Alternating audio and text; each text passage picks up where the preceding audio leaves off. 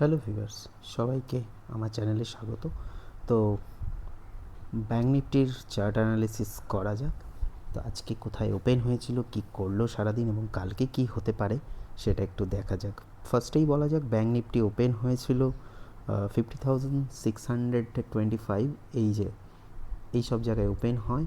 দেন একটা হাই দেয় 50,650, 626, মানে যেখানে ওপেন হয়েছিল সেটাই হাই দিয়ে শার্প ফল, একদম ধারাধার মোটামুটি 50,630 থেকে 800 থেকে 900 পয়েন্টের শার্প ফল দেয় ব্যাঙ্ক নিফটি।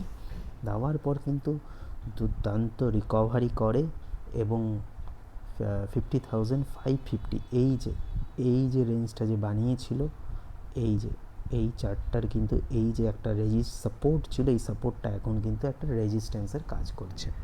এখন দেখার বিষয় হলো কালকে কি হতে পারে। কালকে যদি কোনোভাবে এইটার উপরে মানে 50,450-র উপরে স্টে করে, দেন কিন্তু আবার আমরা 50,650 থেকে 50,950 বা 51,000 অবধি যাওয়ার একটা চান্সেস দেখা দিতে পারে ব্যাঙ্ক নিফটিতে উপরের দিকে। আর যদি কোনো কারণে এই সব জায়গায় ওপেন হয় তাহলে কিন্তু আবার ওই 51,000 একটা রেজিস্ট্যান্স কাজ করবে। দেন কিন্তু আবার নিচের দিকে এই গ্যাপটা ফিল আপ করার জন্য এই সব জায়গায় একটা কিন্তু নামার প্রবণতা থাকতে পারে। কোনো কারণে যদি এখানে ওপেন হলো দিয়ে এই রেঞ্জটাকে ব্রেক করলো 50,250, তাহলে কিন্তু আবার আমরা 50,000-এর কাছাকাছি দেখতে পারি, কারণ 50,000 কিন্তু একটা স্ট্রং সাপোর্টের কাজ করবে।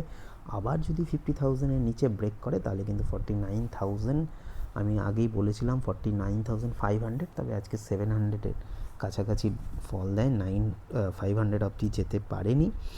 লো দিয়েছিল 650 অবধি লো দিয়েছিল, তো যাই হোক অলমোস্ট টার্গেটের কাছাকাছি গিয়েছিল। তাহলে কিন্তু আবার সেই জায়গায় যাওয়ার চান্সেস থাকবে। কোনো কারণে যদি নিচে ওপেন হয় দিয়ে এই সব জায়গাতে ওপেন হওয়ার পর এই আজকের লোটাকে সাপোর্ট বানায়, দেন কিন্তু আবার উপরের দিকে ওঠার চান্সেস থাকবে, কিন্তু উপরে উঠতে গেলেই এইটা একটা রেজিস্ট্যান্সের কাজ করবে। আর এর উপরে ওপেন হলে 51,000-এর কাছাকাছি একটা রেজিস্ট্যান্সের কাজ করবে। ধন্যবাদ।